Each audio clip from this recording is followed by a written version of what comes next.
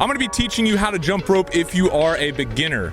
Now, we have released a video on how to jump rope, 6 basic steps. It's linked up, check that out if you haven't already. But from getting so much great feedback from the YouTube community, we've started to focus in on a little bit more of what you guys really truly need help with if you are a beginner. Brandon and I, first of all, cannot thank you guys enough. We love the momentum that's building, and we love hearing about the stories of people losing weight and living a happier life through doing jump rope. In this video, we're gonna go over the fundamentals again, but we're really gonna focus in on the difficulties that most of you have been telling us that you're facing. If you like this tutorial and want more of them, give it a thumbs up below. And go ahead and subscribe to our channel if you want more workouts, tutorials, and everything involving getting lean with the jump rope and your body. After learning how to jump rope, if you're a beginner and you want to get started with some workouts that kind of ease you into the workouts that we do here at Zen Dude Fitness, go ahead and click the link below and check out our free 4-week challenge. It's great for beginners. If you're advanced, it works too, but especially good if you're just starting out. We also have our recommended jump rope that I'm using in this video linked up below. It's cross rope. It's awesome. It's the best, most durable rope that we found thus far, so check it out. First of all, guys, just to talk a little bit about what we talked about in the last video, you want to measure your rope properly. So just a rule of thumb, when you're measuring your rope or when you're picking it, I want you to step in the middle of it like you see here,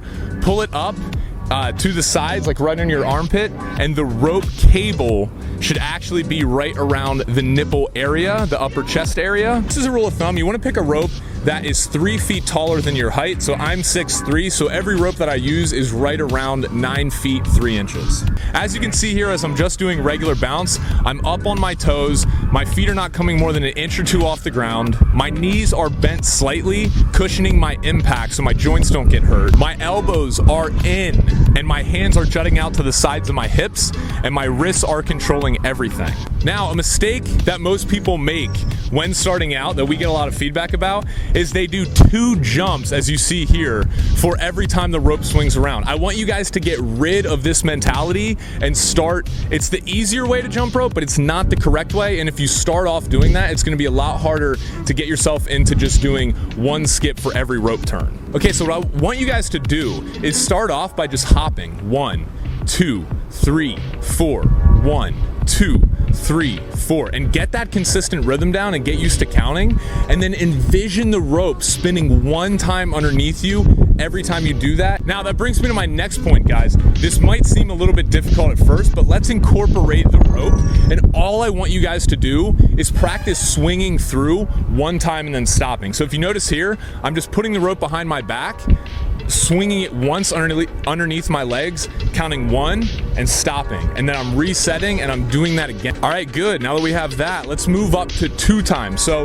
just keep the rope steady and then go 1, 2. As you can see here, I'll give you guys a little bit of time to get this down.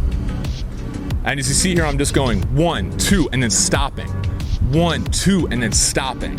Good, guys. Now I want you to move up to 3. 1, 2, 3, and stop. 1, 2, 3, and stop. What this is doing is training your mind to always associate 1 rope skip with 1 time jumping your feet instead of 2 times jumping your feet. And this is essential if you want to spin the rope fast, if you want to be able to do a lot of tricks, and just overall, you know, look like a ninja. The next thing I want you guys to focus on is jumping only 1 to 2 inches off the ground. A lot of people, when they first start out jumping rope, is they jump too high off the ground, and this causes shin splints, it causes aches and pain in their knees and ankles, and it's just unnecessary, guys. If you jump rope correctly, it is a low impact sport or exercise that is actually better for you than jogging. So guys, the only trick where we're jumping higher off the ground is really the double under, or any trick where you're swinging the rope more than 1 time through in 1 hop. So for everything else, most tricks included, you're just gonna be coming 2 inches off the ground at most, maybe a little bit higher sometimes as you watch me here, but you want to maintain those bent knees and just cushioning every single hop that you have so you can jump rope for longer periods of time without any pain. So guys, I want to talk about your arms. Now, a lot of people, when they start out jumping rope, they have these very stiff arms, as you can see here in this footage.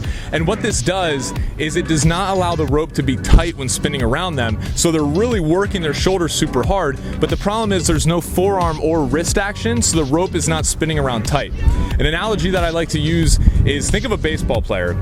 If there's a pitcher and he has the ball like this and he's throwing it with a straight arm, First of all, he's not going to be able to throw it that hard, and he's probably not going to have that much accuracy, as opposed to if he winds up like this and coils it and kind of spins his arm around and throw it. You can throw it much faster if you bend your arm. The same applies to jumping rope. You're not going to be able to spin the rope fast and keep it tight if your arms are super stiff like this. You need to make sure you're getting in proper arm motion with your forearms. So keep the elbows in, let the forearms and the wrists do everything. They're gonna make sure that the rope stays tight as it spins around, which will allow you to go faster and do more tricks. Which brings me to the wrists. The most important part that anyone can focus on when jumping rope as a beginner is your wrist. Now, if I turn to the side angle here, you can see this little range of motion going on with my wrists. Just pretend that my wrist socket right here is just a ball bearing, and that is swinging the rope around. That's how you keep it tight, and that's how, if you notice here in this footage, it looks like I'm pretty effortlessly spinning the rope super fast. It's all my wrists. I'm treating my wrist just like a ball bearing while slightly bending my arms at 90-degree angles to keep the rope tight. Putting all this together, when you start out practicing, I think it's super important for beginners not to go 5 to 6 times a week like Brandon and myself do now, and like many of our other advanced jump ropers do. I'd recommend, like I said, starting out with the 4-week challenge and just doing 2 to 3 workouts per week and having at least 1, maybe 2 rest days in between your workouts to save your body from the pain or some of the shin splints and aches that can come along when you're starting to jump rope.